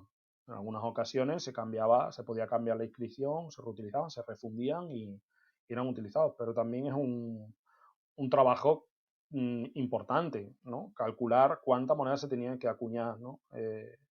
Algunas se hacían varios cuños, eso se pueden observar, por ejemplo, con las medidas que puede tener la cara que aparece en el anverso, las distancias de esa cara, por ejemplo, la distancia entre el ojo y una oreja o la distancia entre la nariz y el ojo, se puede saber si ese cuño procede, perdón, si esa moneda procede de un mismo cuño o si había otros parecidos, porque es lógico, acuñarían, se tendrían varios cuños iguales, no serían del todo iguales, pero se acuñarían todos a la vez, porque estamos hablando de una producción monetaria importante. Por supuesto. Muy bien, y si seguimos la línea temporal y cronológica, llegamos a César y ahora el momento bisagra entre la República y el Imperio, que es Octaviano y Augusto, como más se conoce, que es uno de los maestros de la propaganda y de mostrar su nombre. Así que, ¿cómo se representa esto en las Bueno, monedas? pues Augusto lo primero que hace es que cuando ya se convierte en emperador, una cosa muy importante va a ser crear un nuevo sistema monetario. Va a crear lo que va a ser la base monetaria de Roma durante varios siglos. Va a tomar de referencia ya el as como moneda de bronce, el denario sigue, también crea una moneda de oro, el áureo, y él va a ser uno de los que primero se represente, bueno, va a ser el que se represente como autoridad emisora. Entonces, Augusto lo primero que tiene es que una cosa muy importante es que siempre aparece desnudo, su cabeza desnuda, es decir, cabeza y cuello desnudo, ¿no? Porque eso es también una manera de aparecer dentro de esos ideales republicanos que él va a querer recordar. Es decir, tenemos que tener en cuenta que Augusto va a querer volver a esa pulcridad de la República, a esos ideales de pureza a esa austeridad, y creo que una manera de representarse sin florituras va a ser como él va a querer acuñarse dentro de las monedas. Eso es lo que se refiere a los anversos. Aparece su cabeza, desnuda me refiero, sin coronas, ¿no? Y sin laureas, y su nombre, Augusto, punto, ya está. En el reverso, los reversos muy parecidos. Y de hecho, Augusto va a llevar a cabo una acuñación muy prolífera, gobierna muchos años, y va a utilizar la moneda pues como vehículo de transmisión, ¿no? Cualquiera, una de ellas principalmente, y de elementos significativos, va a ser, por ejemplo, representar en las monedas a sus propios hijos, a Lucio y Cayo, como futuros sucesores, ¿no? Finalmente ninguno de ellos va a gobernar, pero sí es claro que es una manera de legitimar el poder para que todo el mundo conozca quiénes van a ser los sucesores del imperio, ¿no? Otra moneda también muy interesante con carácter a la propaganda va a ser cuando Augusto, bueno, esto un poco antes de que se produzca el imperio, pero que también es interesante, que se me acaba de venir, cuando él se produce su victoria en Actium. Gracias a su victoria, Egipto pasa a ser una nueva provincia del imperio, y él lo primero que hace es acuñar dos monedas de las que aparece Egipto representado con un hipopótamo y con un cocodrilo, con la leyenda Egipto capta. Estamos hablando de que Egipto Ujú. ha sido ya vencido, que se ha puesto fin a esa guerra con Marco Antonio y con Cleopatra, y que ya Egipto ha pasado a ser incorporado a las provincias del imperio. Pero otro tipo monetario que a mí me gusta muchísimo, en el que se ve que Augusto, pues hombre, con esa paz romana lo que quería poner fin a todo, pero demostrar que el poder de Roma estaba por encima de todo, aunque se toleraba un montón de cosas. Ya sabemos cómo eran las políticas romanas, ¿no? Los romanos decían, vale, a mí me da igual que tú hables esa lengua, que tú tengas estas creencias, mientras pagues los impuestos que se te ponen, tú puedes seguir haciendo lo que quieras, ¿eh? Reconociendo que el César está por encima, es así, ¿no? Y sin duda una de las Claro. acuñaciones más interesantes, desde mi punto de vista, es el santuario de las Tres Galias, una moneda en la que aparece en el reverso un gran altar con unas victorias, y que representa ese santuario que se encontraba en el punto de confluencia de las tres provincias galas, ¿no? La provincia de Aquitania, de Bélgica, y la provincia de la Galia Ludunense. Estas tres Galias evidentemente eran muy diferentes entre sí. En el punto de unión entre ellas se construye un gran mausoleo dedicado a la diosa Roma en forma de consejo, ¿vale? Es decir, en forma de círculo. Y la intención de Augusto con esta moneda es recordar a todos que las élites que están en las distintas Galias, pues en cierta medida acaban siendo colaboradores de Roma, y que evidentemente Roma es cierto que se ha impuesto a todos, pero tiene ese carácter de aglutinar a las tres Galias en una a través de ese culto a la diosa Roma. Ahora estamos hablando de un mensaje muy cargado, evidentemente de gran valor político y significativo. Tenemos que recordar que el emperador era el pontifex máximo, es decir, era el sumo pontífice. Hoy hablamos de sumo pontífice, recordamos al Papa de Roma, no, pero en realidad el sumo pontífice, pontifex, es el hacedor de puentes. Es decir, esa es la tradición literal del latín al castellano, el hacedor de puentes. El contacto directo entre la humanidad y la divinidad. Y por eso es el que preside las ceremonias del culto a los distintos divinidades, pero también es el jefe supremo del ejército. Por tanto, ¿se va a representar también como un gran general en las monedas? Pues claro, lo acabamos de decir, cuando representa a Egipto capto. Pero también se va a representar de otras maneras. Cuando, por ejemplo, sus campañas en Asia iban a incorporar esos territorios, van a ser incorporados a Roma. No, va a aparecer Asia como Asia recepta, O también cuando hace sus campañas, nada más y nada menos que los territorios de Armenia. Augusto va a acuñar una serie que se va a denominar Armenia Capta, donde aparecen sus respectivos reyes como cautivos, como diciendo, oye, que a Roma no se le vacila, ¿no? Entonces estamos hablando de que va a crear una línea muy interesante que van a replicar otros emperadores, sobre todo los emperadores posteriores, porque se van a representar como los, ¿cómo decirlo? ¿No?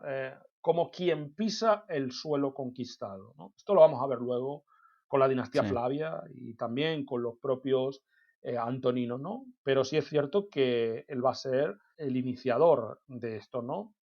Propaganda es sin duda la base de la moneda romana. A partir de estos momentos ya, de esta moneda imperial, la moneda se utiliza para trasladar al imperio todos los mensajes que uno quiera dar.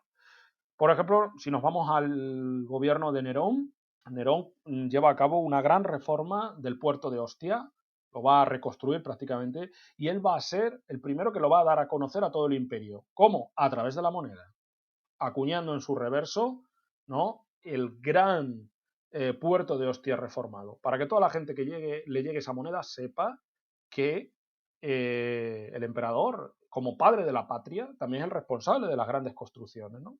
Pero ojo, Nerón también sufrió un casi atentado que acaba con su vida mucho antes de su suicidio en el 68, que no llega a concluirse, ¿no? Nerón vive, evidentemente, no consiguen asesinarlo, y para darlo a entender a todo el mundo, Nerón acuña una moneda con una victoria que representa la victoria imperial para advertir a la gente, cuidado, que yo soy divino, que yo estoy tocado por la divinidad y no es fácil acabar conmigo. Entonces son mensajes que llegan a la gente diciendo, es verdad, es que es el emperador, ¿no? Estamos hablando de que no es igual, ¿no? No se puede Sí. tocar. Ahora me hago una pregunta con respecto a esto, y ya que hablamos de Nerón, que tan controversial es, tanto con ese atentado, con los problemas que tuvo en las Islas Británicas y acá mismo donde estoy yo, en la provincia de Judea.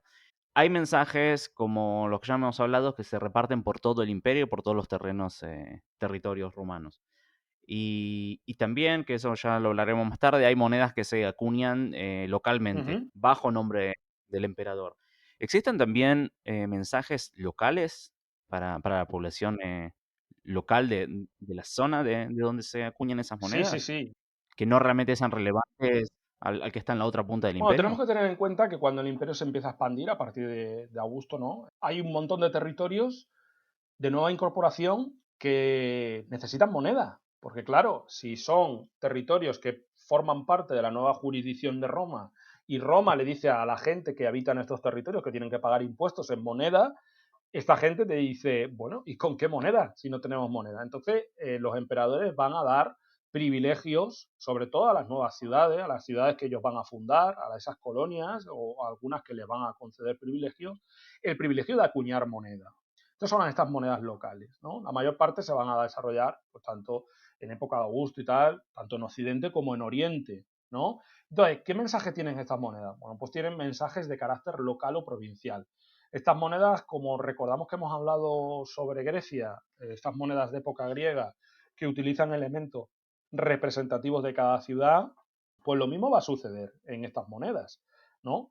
Estas monedas que van a acuñarse de carácter local bajo Roma, pues van a tener elementos representativos de estas ciudades, como pueden ser los templos, el elemento fundacional de la ciudad, con esa yurta que va el sacerdote con los dos bueyes trazando el pomerium de la ciudad, o elementos vinculados a su propia tradición económica, la vid, el trigo, según la producción, o incluso si tienen ríos importantes, ¿no? Puede ser la personificación de algunos de estos ríos. Tenemos que tener en cuenta que muchas de estas ciudades que reciben el privilegio de acuñar moneda ya habían acuñado moneda antes, algunas de ellas. Sobre todo sucede en Oriente. En Oriente tenemos que tener en cuenta que las principales Sí. ciudades orientales ya tenían moneda en época romana. Entonces, perdón, en época griega. Por tanto, cuando llega a Roma, pues tienen que cambiar el modelo. Ahora lo que van a tener que amoldarse a la titulatura imperial y tal, ¿no? Pero ahora que has hablado con esto, y como me has comentado que Nerón tiene problemas en Judea, unos problemas que luego van a ser, digamos, acrecentados en época de Vespasiano, que es el que más va a imponerse allí junto a Tito.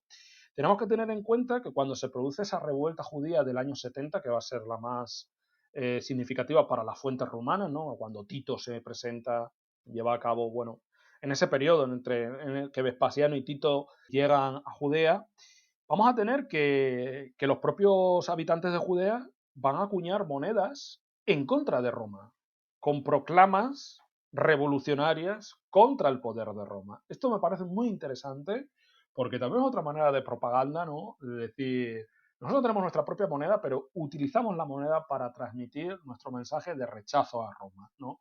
Evidentemente, Roma se va a imponer en esos territorios y, como había hecho Augusto, va a acuñar una nueva moneda en época de Vespasiano, donde aparece el emperador Vespasiano con una mujer llorando debajo de una palmera con el nombre de Judea Capta, ¿no? Es decir, finalmente la revolución que habéis iniciado ha sido pacificada con Roma. Pero es que esta moneda no solo simplemente sirve para humillar al pueblo de Judea, que era una manera también de hacerlo, sino para advertir a las demás provincias del imperio de que lo que le había pasado a Judea le podía pasar a ellos si llevan a cabo una revolución.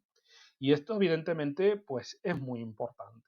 Sabéis que Judea pues después de este periodo, cuando se produce también el saco de Tito del propio templo de Jerusalén, pues parece, para los romanos parece que la situación ha cambiado, pero luego se vuelve a intensificar pues con la revuelta de Bars Korba en tiempos ya de Adriano, donde también se van a acuñar estas monedas locales contrarias al poder de Roma, que portan nada más y nada menos en sus reversos el templo de Jerusalén, ¿no? Un símbolo identitario que sigue siendo hoy de gran calado en toda la iconografía religiosa.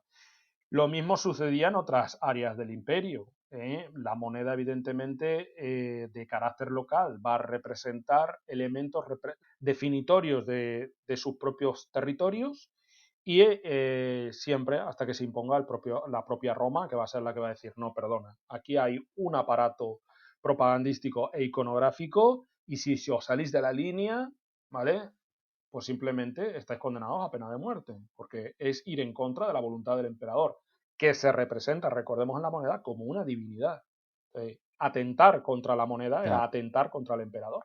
¿Y qué particularidades tienen las monedas ahora, de ahora en más, ya después de la segunda mitad del primer siglo después de Cristo, en la que ya la situación en Roma y en todo el Mediterráneo ya es algo, no sé si es estable, pero ya se sabe quién es el jefe y el dueño de la zona? ¿Qué cambios hay de aquí en Bueno, más? pues sin duda, ya cuando nos adentramos en el siglo segundo, que es un periodo ya, podemos decir, el siglo de oro del imperio, porque el imperio es el periodo en el que más se ha expandido en estos momentos. Hay un periodo de una gran tranquilidad, coincide con la dinastía de estos emperadores adoptivos, con Nerva, Trajano y Adriano. Pues el imperio decide adoptar una política monetaria en cuanto a iconografía muy interesante y son alegorías, alegorías a ese periodo de tranquilidad.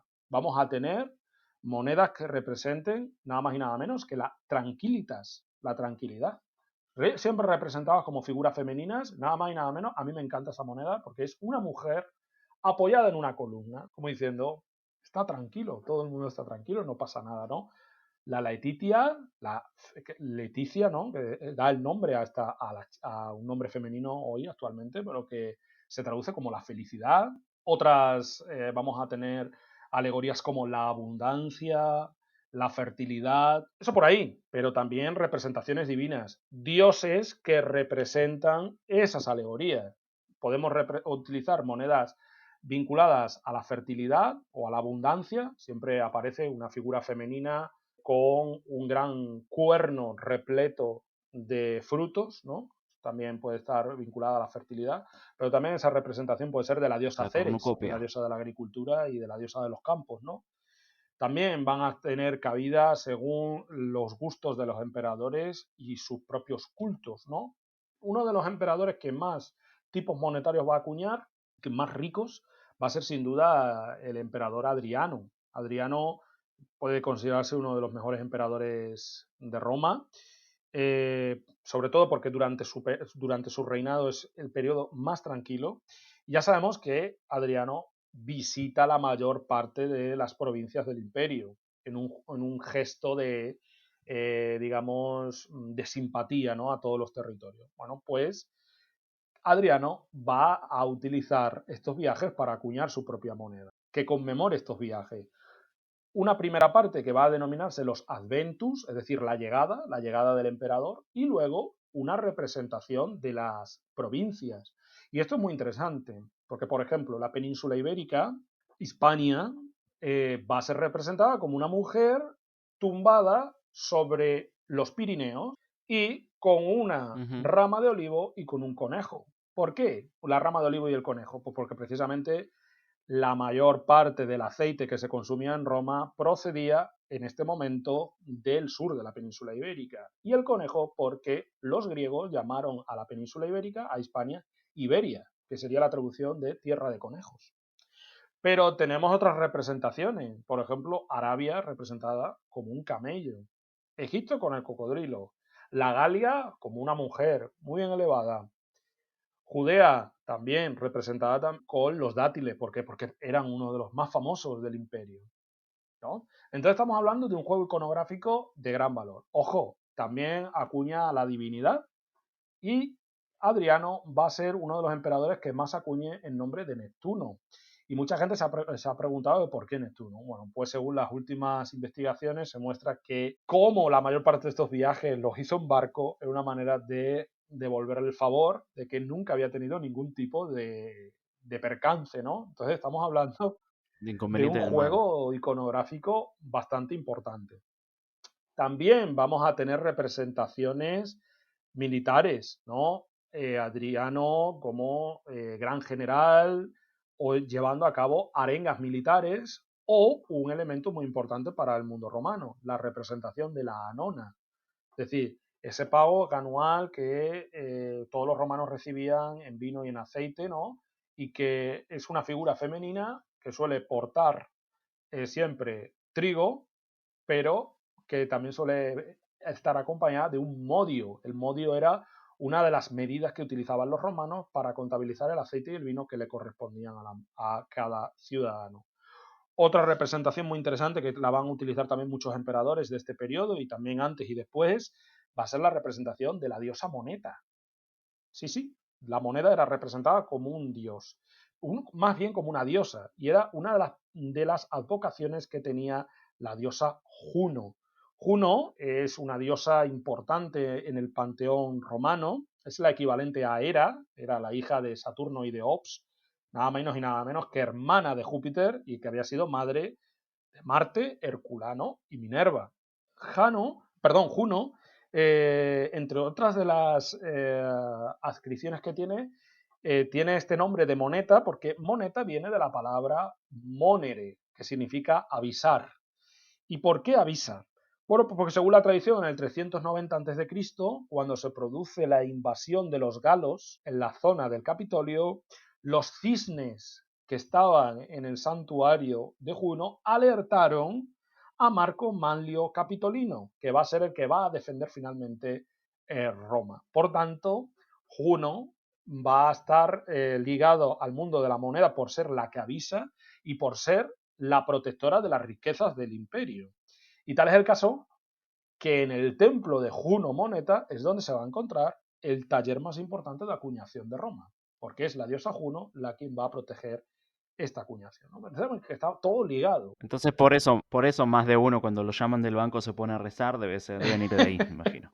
Efectivamente, es otro tema también muy interesante. Yo cuando el año pasado que tuve la oportunidad de dar clase a mis alumnos de escuela secundaria, a veces decían cuando tenían que hacer un examen, mira que yo soy una persona que no suelo hacer exámenes muy duros, pero decían que tenían miedo. Le decía yo, ¿miedo? El único miedo que experimenta el hombre es cuando recibe una carta del Ministerio del Fisco, ¿no? Cuando te toque el cartero y te diga que traes una carta de Hacienda o del Ministerio Fiscal, ahí es cuando tienes miedo. Miedo por hacer un examen, no tienes que tener miedo ninguno. En todo caso, respeto. No sé si reír o llorar. Ahora reímos, pero cuando llega la declaración... Claro, claro. Pero como iba diciendo, es un tema muy interesante cómo está ligado todo, ¿no? Esa divinidad con el emperador, con la moneda, que todo es sagrado y que al final es una manera también de tranquilizar a la población que está viendo en la moneda que el imperio está bien, ¿no? Porque si en realidad empiezan a recibir monedas con tipos bélicos, dicen, madre mía, que la cosa se está poniendo mal y nos va a tocar ir a la guerra, ¿no? Como va a suceder después, en el siglo III, cuando se produzca la llegada de los emperadores, bueno, militares, ¿no? Esa anarquía militar después de la dinastía severa, donde los tipos más representativos van a ser alegorías al ejército, ¿no? Virtus exercitis, o la virtud, el ejército en sí, gloria exercitus, la gloria al ejército, o incluso las representaciones de las victorias, o también algunas vinculadas con las virtudes militares, ¿no? Lo que está hablando también de que la situación en el imperio pues ha cambiado con respecto al siglo anterior. Claro, todo lo que sube tiene que caer. Y ahí empezamos también una época de inflación y de problemas monetarios en el imperio que si bien yo recuerdo bien de mis clases en la universidad, también se ven ahora reflejadas en el tamaño, en el peso y hasta en el valor material de las monedas. ¿Cómo se representan eso y en base a qué, y cómo Bueno, ocurren pues estas cosas? efectivamente, después de estos siglos dorados, de este siglo dorado del siglo segundo, se produce la llegada de la dinastía severa, la dinastía africana, con estos emperadores que van a, digamos, a presenciar cómo el imperio empieza a descomponerse, ¿no? Es decir, son los emperadores que van a estar anteriores, justo en los momentos previos a esa anarquía militar, donde se produce también la independencia del imperio galo, también donde se produce el reino de Palmira, todas estas situaciones, ¿no? Entonces se dan cuenta de que el denario, que era la moneda de plata de referencia que había creado nada más y nada menos Augusto, no está siendo lo más efectivo posible para el pago de todos los tipos de gastos que está teniendo el imperio, ¿no? Entonces una de las cuestiones que van a realizar va a ser devaluar esa moneda y crear una nueva moneda de plata que va a denominarse, según la tradición para nosotros, la tradición historiográfica, el antoniniano. Esta moneda, que va a recibir ese nombre en honor a los propios emperadores antoninos, va a ser impulsada por el propio Caracalla, ese emperador que va a ser el primero que se represente en estas monedas y que se va a caracterizar nada más y nada menos por tener menor contenido en plata, ya vamos a tener una moneda entre comillas de plata, pero con una aleación, donde la plata está acompañada de otros metales y donde siempre se va a representar con una corona radiada.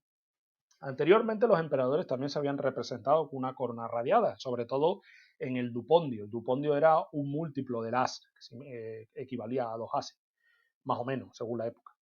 Pero a partir de ahora esta moneda de plata siempre va a tener esa corona radiada. Estos emperadores van a tener la corona radiada. ¿Va a funcionar esta reforma monetaria? Bueno, pues se devalúa tanto la moneda a partir de Caracalla que casi 50-60 años después se van a acuñar monedas de plata sin plata. A ver cómo se come esto, ¿no? En tiempos, en ¿Cómo tiempos funciona esto? del emperador Galieno. Estamos hablando de justamente la mitad del siglo III. Estas monedas aparecen en las excavaciones y son, cualquier persona diría que son monedas de cobre, porque el tanto por ciento que tiene de plata a lo mejor es de un 1, entre un 1 y un 5% de plata. ¿Qué va a suceder? Se va a generar una gravísima inflación que se va a traducir en numerosísimas monedas en circulación.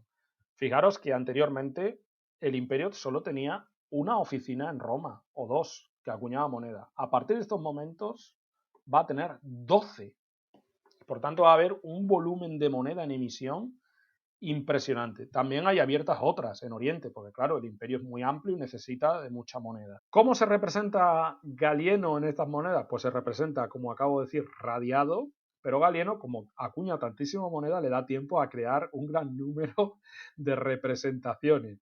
Y lo más significativo es que aporta un gran número de animales vinculadas tanto a los dioses como a las virtudes del imperio. Vamos a ver representados leones, antílopes, frijos o incluso caballos que pueden estar relacionados con el dios Apolo, ciervas vinculadas también a la propia Demeter y Minerva, o también cabras que están entroncadas directamente con la tradición de Júpiter, ¿no?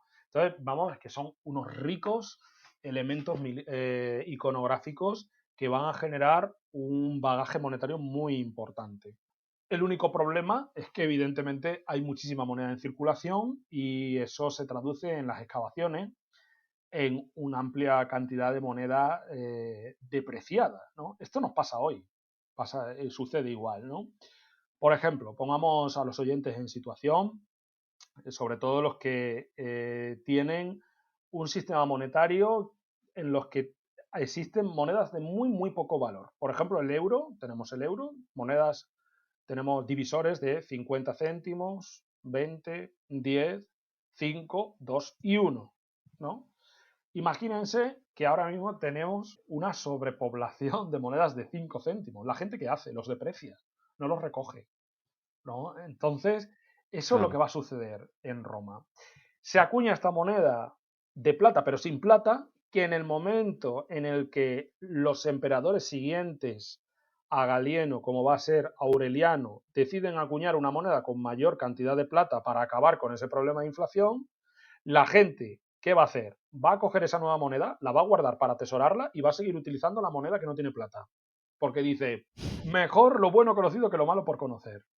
Yo ya sé que con esta moneda que no tiene plata puedo comerciar, me guardo la nueva moneda que tiene más plata y así me la guardo para evitar problemas futuros porque tiene pinta de que esto se va a poner peor. Claro. Estas representaciones que van a tener estas nuevas monedas reformadas en tiempos de Aureliano, vamos, para situarlos a los oyentes, 270 después de Cristo aproximadamente, ya acaban con la situación, empiezan a acabar en cierta medida con la situación tensa que está viviendo el imperio.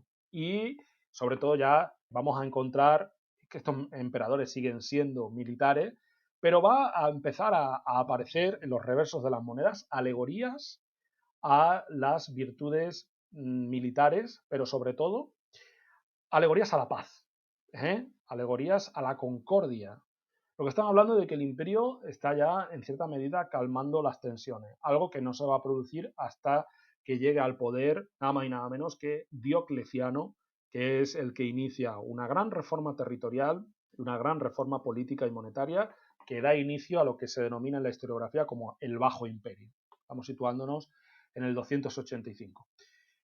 Aquí también hay un gran aparato propagandístico muy interesante que, si me permites, Alejo, voy a abrir, ¿no? Porque cambia ya el sistema monetario de una manera tremenda. Pero por favor. Diocleciano se da cuenta de que, bueno, Diocleciano era un militar, es aclamado por las tropas, al final se impone a estos emperadores que estaban anteriormente a él y se da cuenta de que el imperio es grandísimo, es súper extenso. Tenemos que tener en cuenta que el imperio llegaba desde Portugal hasta bien adentrado el territorio de Armenia, ¿no? Y eso lineal, es decir, de oeste a este, pero si nos ponemos del norte a sur, pues todo el norte de la África y llegaba a todas las islas británicas, todo lo que gran parte hasta Alemania, o sea, estamos hablando de una inmensidad territorial que no se podía gobernar desde Roma.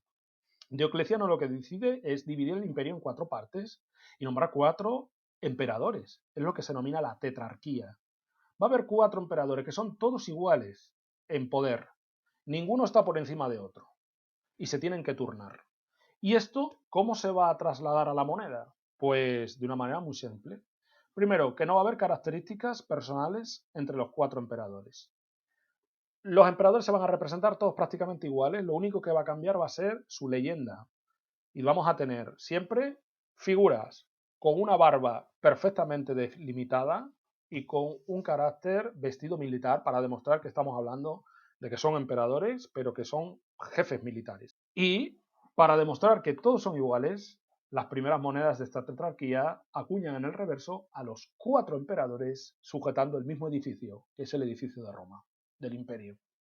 Estamos hablando de que hay una carga simbólica muy interesante para que todos los ciudadanos del imperio se den cuenta de que, oye, aunque haya un emperador en la zona, un tetrarca en la zona de que sería península ibérica, Galia, Italia, otro en la zona del África, otro en la zona de Oriente, vamos a tener que todos son iguales, que tienen el mismo voto. Y esto va a funcionar en los primeros años, porque los emperadores se turnan, van cambiando, nombran sus sucesores, acuñan sus propias monedas, hay una gran estabilidad y vemos tipos monetarios muy interesantes. Se vuelve otra vez a la sacra moneta, a la moneda esa, ya no representada por la diosa Juno moneta, sino la moneda en sí, la sacra moneta en sí, y figuras divinas ligadas con los propios emperadores, ¿no? Es decir, Heracles, héroes que recuerdan el valor militar de algunos de estos emperadores con los que deciden entroncarse, ¿no? Entonces estamos hablando de un nuevo aparato propagandístico que no tiene nada que ver con lo que se ha hablado anteriormente. ¿Funcionó esta tetrarquía? Pues como acabo de decir, en los primeros años, porque luego entra otra figura muy interesante, va a ser nombrado tetrarca nada más y nada menos que Constantino. Constantino empieza a darse cuenta de que en una mesa entre cuatro se riñe y es mejor que haya uno, y finalmente Constantino, después de guerrear contra Magencio y quitarse a mucha gente de en medio, se impone, crea una nueva reforma monetaria, que es el que va a acabar ya con prácticamente la moneda de plata, porque es a partir del imperio de Constantino, estamos hablando a partir del 310 después de Cristo, para nuestros oyentes, va a imponer el valor en la moneda de oro, que va a crear una nueva moneda de oro, abandona el áureo y va a crear una nueva moneda de oro que va a denominarse el solidus. Y este solidus es la Ujú. moneda que va a condicionar toda la historia económica del Imperio Romano de Oriente hasta el siglo XV, con Constantinopla. Esa es la moneda de valor de referencia. ¿Cómo se va a representar Constantino? Pues imagínense, pues un culto a la personalidad tremenda, con un gran protagonismo al mundo militar, eso está claro, con muchísimas alegorías, tanto él como sus hijos, que van a seguir las mismas políticas monetarias, haciendo alusión a que el emperador es el responsable del bienestar del imperio. Y como padre de la patria, es el responsable de los tiempos felices que está viviendo el imperio. Pero ojo, también muchísimos guiños a los militares, porque Constantino, como buen militar, se da cuenta de que si los militares se ponen en contra de él, pueden ocasionarle un gran problema. Por tanto, vamos a tener un gran número de Ujú. alegorías a las victorias del ejército, a las glorias del ejército, para recordar a este sector de la sociedad de que el emperador les da siempre su favor. Y lógico, como buen cristiano que se convierte antes de morir, sus sucesores van a empezar a incorporar símbolos cristianos también en las monedas, que va a haber distintos cambios cuando se produce la llegada al poder de emperadores que son mucho más paganos que cristianos, como por ejemplo va a ser Juliano II, donde abandona totalmente todo eso, todas esas iconografías cristianas, pero no va a ser extraño monedas con el reverso cubierto completamente con un crismón, ¿no? Con el símbolo de Cristo, para recordar a la población de que el emperador está a favor de los cristianos. ¿Esto qué consecuencias va a tener? Bueno, pues a priori nada, van a seguir utilizándose la moneda y tal, pero con el paso del tiempo estas monedas van a ser utilizadas como reliquias por representar la figura de Cristo, ¿no? Aunque sea en un monograma. Y vamos a ver que en época longobarda o en distintas épocas de los reinos bárbaros cristianos que se van a desarrollar en Occidente, una vez que se ha producido el fin del imperio de Occidente a partir del 476, mucha gente va a utilizar estas monedas como amuleto, como símbolo de protección, como si fuera una medalla. Hoy, ¿no? Que llevamos una medalla de la Virgen, pues evidentemente vemos que ese mensaje de propaganda cristiano se reinvierte y se transforma y que gana muchísimo más poder, porque ya no solo se utiliza la moneda como elemento económico, sino también simbólico y talismánico, ¿no? De carácter profiláctico. Y no es la primera vez que el uso de referirse a tiempos pasados y a a la antigüedad que tiene la religión de uno, se usa como algo que reivindica la importancia y respalda el hecho de que sea la religión correcta y única en más de un caso. Efectivamente, se va a buscar esta legitimización. Evidentemente, la moneda que estamos hablando es un elemento fácilmente reconocible porque sabemos la antigüedad que puede tener, porque podemos identificar en ellos el emperador y por tanto va a ser utilizado como reliquia en muchísimos casos, porque claro, estamos hablando de nada menos y nada de Constantino, que va a ser, digamos, que el padre del cristianismo en Occidente, y recordemos que incluso es santo en la iglesia ortodoxa, en algunas iglesias ortodoxas es considerado santo, por tanto, una representación del propio Constantino, la representación de un santo, ¿no? Entonces, es una manera de tener una moneda del siglo IV en tu propiedad, aunque sea del siglo VIII, estamos hablando de una reliquia directamente del tiempo de este de Tal cual, emperador, por tanto, la carga simbólica es multiplicada por un millón. tal cual, tal cual. Muy interesante. Realmente todo muy interesante. Querría preguntarte un poco acerca de tu propia investigación que estás llevando a cabo, que la hablamos eh, detrás de cámara, detrás de micrófono, sería más lógico decir que no la hemos tocado hasta ahora y es interesante y se merece un programa de por sí mismo, así que me encantaría si pudieras comentarnos un poco de qué te estás ocupando hoy Bueno, día. pues yo ahora mismo desarrollo en la Universidad de Padua un proyecto en el marco de un contrato Marie Curie. Son unos contratos que otorga la Unión Europea a investigadores de todo el mundo de carácter postdoctoral. Es decir, una vez que han terminado su doctorado, presentan a la Unión Europea un proyecto a desarrollar en 2 años en una universidad europea. Invito a los oyentes que nos estén escuchando que si han terminado un doctorado y que puedan participar, es una oportunidad muy interesante. Entonces, aunque yo me he dedicado al mundo de la economía, siempre he estudiado la moneda como un elemento económico, me di cuenta de que la moneda evidentemente tiene un carácter simbólico muy importante. Daba la casualidad que en la Universidad de Padua hay una profesora especializada evidentemente en estos cambios que se están produciendo en las mentalidades desde el mundo antiguo al mundo medieval, la profesora Alessandra Chavarría, a quien le mando un saludo. Si acaba escuchando este audio, se pondrá muy contenta, evidentemente. Que en los últimos años, aunque ella se había especializado sobre todo en las construcciones religiosas de este cambio de la antigüedad, de la tardoantigüedad al medievo, sobre todo cómo evoluciona el cristianismo desde un punto de vista constructivo, ella había desarrollado una base de datos bastante importante que se llama el CAMIS, que son las siglas de cementerios altomedievales de la Italia septentrional. Ella se da cuenta, evidentemente, junto a un equipo interdisciplinar de arqueólogos, antropólogos, historiadores, que este territorio es muy rico en necrópolis que cambian según las etnias que habitan este territorio desde la caída del Imperio Romano hasta el año 1000.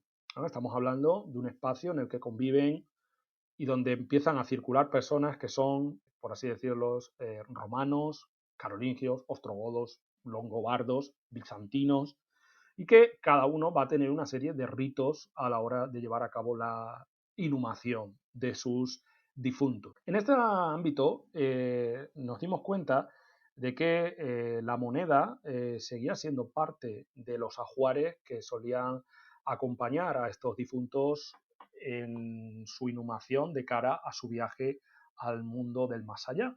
En época romana, en época griega, los muertos solían acompañarse siempre de monedas, ¿no? ¿Por qué? Porque según la tradición, el difunto, una vez su alma llegaba a la orilla que tenía que cruzar para llegar al más allá, a los campos elíseos, tenía que cruzar la famosa laguna Estigia, tenía que pagar a un barquero llamado Caronte una tasa para para que este barquero trasladara el alma desde la orilla, de la orilla a la que él llegaba hacia la vida eterna, ¿no? Hacia los campos elíseos. Evidentemente, para llevar a cabo, según esta tradición, los familiares del difunto lo que hacían es que le metían una moneda en la boca o en la mano al difunto griego o al difunto romano, o incluso a veces, si estamos hablando de una persona que ha sido incinerada, se le echaba la moneda en la pira funeraria, una manera de acompañarlo, ¿no?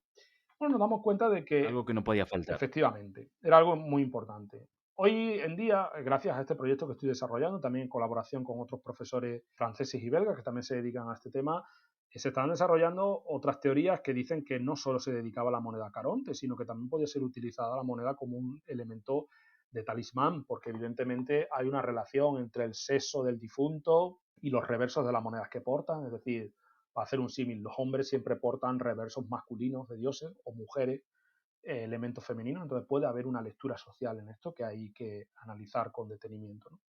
Bueno, volviendo al lío, nos damos cuenta de que, claro, la llegada del cristianismo hace que estas prácticas paganas empiecen a desaparecer. Incluso los santos padres de la Iglesia, por ejemplo, todos estos grandes santos del siglo IV y del siglo V, empiezan a, como San Juan Crisóstomo, San Ireneo de Lirón, van a empezar a decir que estas prácticas se deben abandonar, que no tienen nada que ver, ¿no? Pero nos damos cuenta de que muchas personas, aun siendo cristianas, se acaban enterrando con monedas. Y es una práctica que se mantiene hasta el siglo XIV o XVI.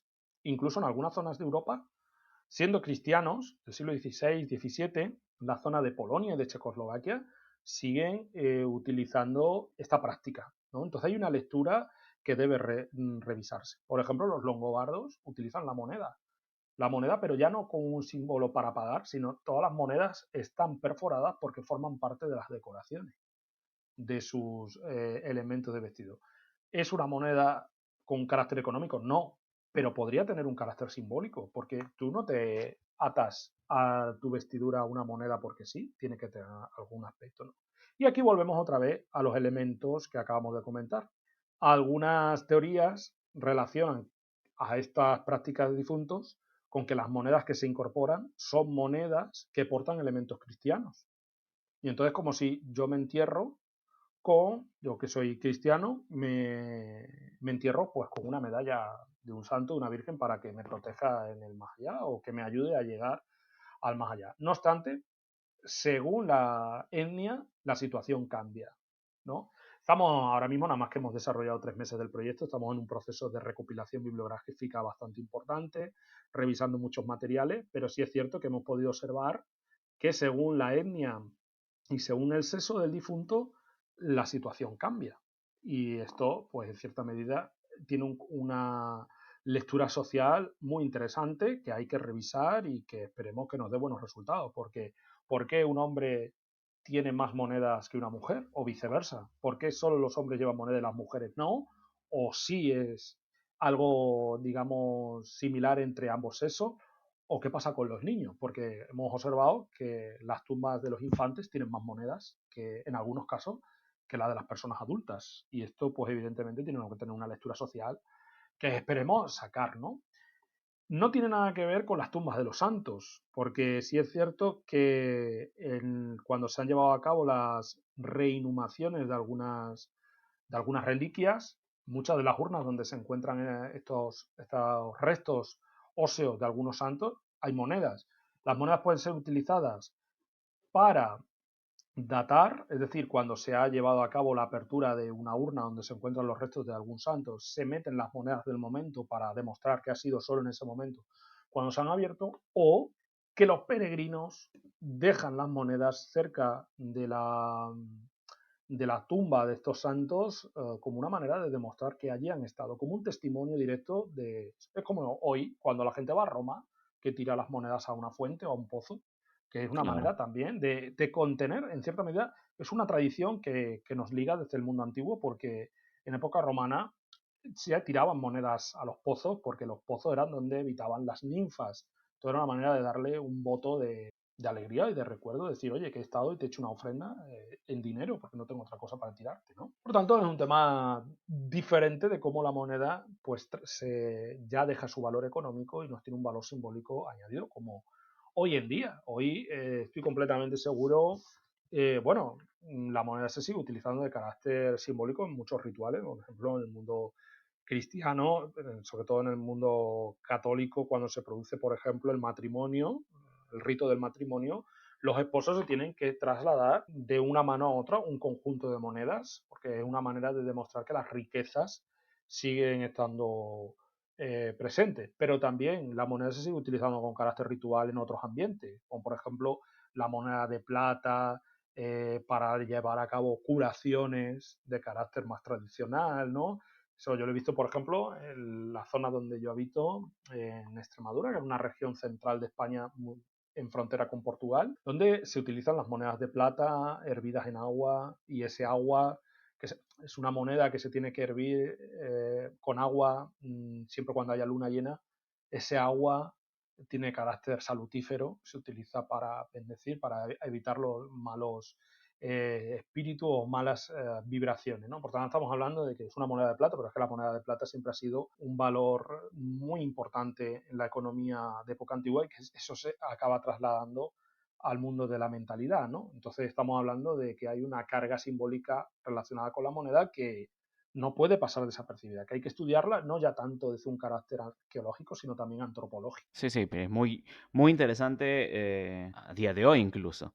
Y espero que por lo menos entre yo de por sí, pero también entre los oyentes podamos ahora ver una moneda, incluso moneda actual, tanto como una antigua, y realmente empezar a pensar un poco más de qué es lo que vemos y lo que nos están transmitiendo y qué importancia tiene más allá del valor monetario. Solo pensar de que no manejo euros día al día, pero incluso en las monedas de euro y los billetes de euro, cada uno tiene su mensaje y su mensaje incluso local, por más que se pueda usar en otros países y no deja de ser un tema importante y fascinante.